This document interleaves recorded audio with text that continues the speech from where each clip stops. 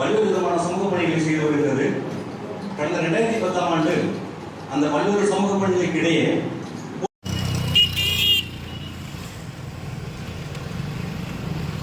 பாத்தீங்கன்னா அந்த 600 அப்படியே ஒரு 200 டிக்கெட் அப்படியே கலந்துக்கும். ஏன்னா 3 மாசத்துக்கு மேல எல்லாம் தாக்கு பிடிக்க முடியாது. ஸ்டார்ட் லைக் ஸ்கூலோ காலேஜ் மாதிரி வந்து அங்க யாரும் உங்களை மானிட்டர் பண்ண மாட்டாங்க. நீங்க எந்திரிக்கணும்னா எந்திரிச்சு படிக்கலாம், தூங்கணும்னா தூங்கலாம், சாப்பிடணும்னா சாப்பிடலாம், என்ன வேணாலும் நீங்க பண்ணிக்கலாம். நாங்க பொங்கல் தீபாவளிக்கு போயிட்டு வருவாங்க. அப்புறம் கொஞ்சம் விளையாட்டுக்கு என்னதான் சொன்னாலுமே கூட உண்மையாகவே ஒரு சமூகத்தை கட்டமைக்கணும் அப்படின்னா இப்ப இந்த 21st century எல்லாம் வந்து தமிழ்நாட்டில் தான் நீங்க பார்த்துருப்பீங்க. நிறைய ஸ்கீம்ஸ் வேற எந்த மாநிலத்திலையுமே நம்ம 15-16 மாநிலங்கள் சுத்தியாச்சு.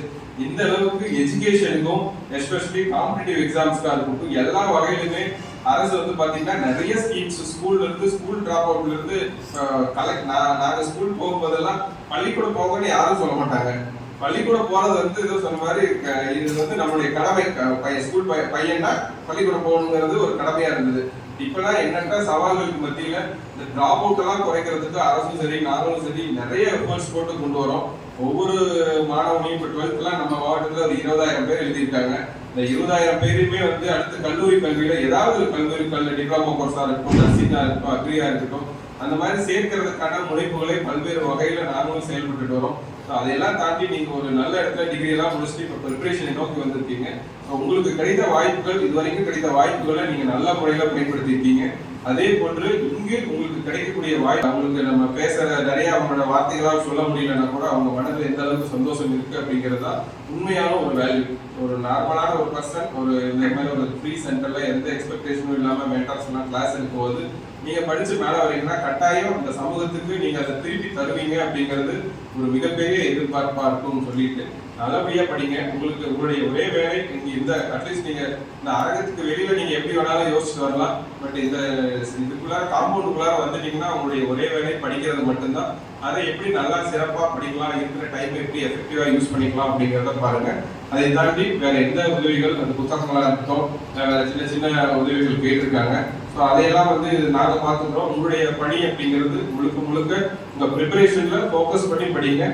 டிஃபிகல்ட்டா படிக்காதீங்க. ரொம்ப என்ன சொல்றது என்ஜாய் பண்ணி படிங்க. சர்வீஸ் நான் எப்பயுமே ப்ரிப்பரேஷன் ஸ்டார்ட் பண்ணும்போது நான் அப்படிதான் ஆரம்பிச்சோம். கிடைக்குமான்னு தெரியாது.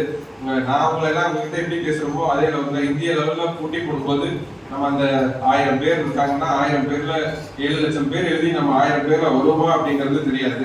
பட் வந்து ட்ரை பண்றதுல ஒன்றும் பெருசா நம்ம இறக்குறதுக்கு ஒன்றும் இல்லையா. நான் தான் 50,000 சம்பளத்தையும் விட்டு வந்தாச்சு, நல்லா படிச்சிருக்கேன், வந்தா வேலை இல்லைன்னா வேற ஏதாவது வாழ்க்கையில் அதான் கடைசி யூபிஎஸ்சி பாஸ் பண்ணலன்னா முடிஞ்சிச்சு அப்படிங்கிறது நம்மளோட இது கிடையாது.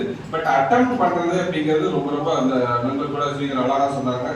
முயற்சி பண்றது வந்து எப்பயுமே ஒரு நல்ல விஷயம். டாக்டர் ஏபிஜே சொன்ன மாதிரி வந்து நீங்க சின்னதா ஒரு கனவு கண்டு உங்களுடைய டார்கெட் வந்து சின்னதா எய்ம் பண்ணீங்கன்னா அது வந்து இட்ஸ் கிரைம் அப்படின்னு சொல்லுவாங்க நிறைய இடங்கள்ல. ஸோ அந்த மாதிரி எய்ம் பண்ணுங்க. ஒன்றும் இல்லை, கிடைச்சா ரொம்ப நல்லது, கிடைக்கலன்னா இந்த உண்மையாகவே சொல்றேன் ப்ரிப்பரேஷன் பண்ணீங்கன்னா உங்களுக்கு தெரிஞ்ச சப்ஜெக்ட் நீங்க யார் கூட வேணாலும் எங்க வேணாலும் இந்த வடிவில் கூப்பிடுற மாதிரி வாடா என் தெருவுக்கு வாடா அப்படிங்கிற மாதிரி you can compete with your skills, compete with your வழக்கமா பெண்களுக்கு எல்லாம் வந்து நிறைய சப்ஜெக்ட்ஸ் தெரியாது, வீட்டுல சமையல் அறியும் குடும்பத்தை தவிர வேற எந்த சோசியல் ஆஸ்பெக்டும் தெரியாதுன்னு நினைப்பாங்க. நீங்க எல்லாம் இந்த சப்ஜெக்ட் எல்லாம் படிச்சு முடிச்சுப்பா வீட்லயோ இல்லை வெளியே எங்கேயாவது பேசுறீங்கன்னா அப்படியே பார்ப்பாங்க, இதெல்லாம் உனக்கு எப்படி தெரியுங்கிற மாதிரி. அதனால படிக்கிறது வேலை வாங்குறதுக்கு எந்த அளவுக்கு முக்கியமோ அதே அளவுக்கு நம்முடைய அறிவை வளர்த்துக் கொள்வதற்கும் பல துறை சார்ந்த தகவல்களை தெரிஞ்சுக்கிறதுக்கும் பயன்படுத்துறதுக்கும் ஒரு முக்கியமான களம். அதனால ப்ரிப்பரேஷன் அப்படிங்கிறது எப்பயுமே அது ஒரு நல்ல ஜேர்னி. ஸோ ஃபர்ஸ்டா எவ்வளோதான் பசங்க நிறைய படிச்சுட்டு இருக்காங்க. அப்புறம் அலுவலகத்தில் கேட்கும்போது ஆமா சார் இங்க வந்து நம்ம டிஎன்ஆர்ஓல இருந்து சரி அரசு சட்டத்துல இருந்து ஒரு சின்ன அரங்கம் மாதிரி கட்டி பசங்க நிறைய படிச்சுட்டு இருக்காங்க. வெளியில வந்து பார்க்கும்போது அவங்களோட இன்ட்ராக்ட் பண்ணும்போது எல்லாம் வெயில்ல ஒரு கட்டாந்தரைன்னு தான் சொல்லணும். எந்த ஒரு அடிப்படை வசதி இல்லாம மரங்களினுடைய அடுவுல நம்ம 20-30 வருஷத்துக்கு முன்னாடி நம்ம பள்ளிகள் எல்லாம் எப்படி இருந்ததோ அந்த மாதிரி ஒரு சூழ்நிலையில நிறைய பேர் அதுல என்ன ஒரே ஒரு எனக்கு இன்ஸ்பயரான விஷயம்னா எல்லாரும் அவங்கவுங்களா உட்கார்ந்து படிக்கிறாங்க. யாரையும் வந்து படிங்கன்னு யாரும் சொல்ற மாதிரி எனக்கு தெரியல. மாணவர்கள் எல்லாத்தையும் பார்க்கும்போது எனக்கு ஒரு பெரிய இன்ஸ்பிரேஷன் என்னன்னா இவங்க எல்லாருமே ரொம்ப தெளிவா யோசிச்சு நம்பிக்கையோடு படிக்க ஆரம்பிச்சிருக்காங்க. சோ அந்த நம்பிக்கைக்கு நம்ம ஏதாவது ஒரு வகையில ஒரு சின்ன ஒத்துழைப்போ இது ஏதாவது ஒரு ஒருங்கிணைப்போ செய்ய முடியுமாங்கிற சின்ன தாட்ல தான் இந்த ப்ராசஸ் ஆரம்பிச்சது ஆக்சுவலா. ஸோ அந்த வகையில இப்போ மேடம் சொன்னாங்க நிறைய பேர் பார்த்துட்டு இருப்பீங்க சின்ன சின்ன விஷயங்கள். ஏன்னா அது ஒரு அன்யூஸ்டு பில்டிங்கா இருந்தது இப்போ ஒரு அட்லீஸ்ட் ஒரு 100 பேருக்காவது பயன்படக்கூடிய ஒரு கட்டிடத்தினுடைய இந்த ஹவுஸுக்கும் வீடுக்கும் ஒரு வித்தியாசம் இருக்காங்க. அவங்க எல்லாருக்கும் தெரியும்.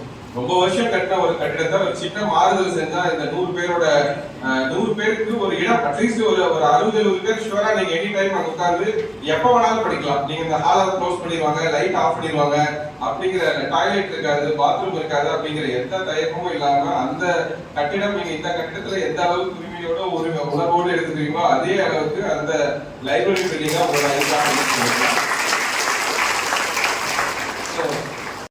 பல்வேறு துறைகளில் பங்காற்றிக் கொண்டிருக்கிறீர்கள். ஸோ திண்டுக்கல் மண் எப்பயுமே நான் இந்த ரூரல் டிஸ்ட்ரிக்ட் கிடைச்சோடனே ரொம்ப எனக்கு சந்தோஷம். என்னோட நேட்டிவ் வந்து ஈரோடு, ட்ரைனிங் வந்து Thoothukudi, sub collectorate Kanchipuram, commercial tax Erode, திரும்பி அடிஷனல் கலெக்டரேட் மதுரை, சென்னையில் ஒரு 2-2.5 வருஷம். அது மாதிரி பல்வேறு இடங்கள் நம்ம பணிபுரிந்தாலும் கூட கிராமப்புற பகுதிகளில் பணிபுரிவதற்கான வாய்ப்பு கிடைக்கிறது உண்மையிலுமே ஒரு பெரிய.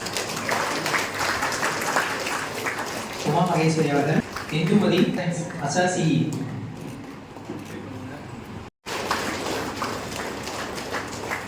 விக்னேஷ் அவர்கள் ரூரல் டிபார்ட்மெண்ட், பிரேமா அவர்கள் நீதித்துறை,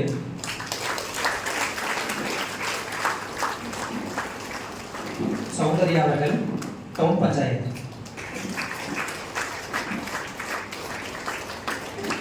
நெல்சன் அவர்கள் வருவாய்த்துறை,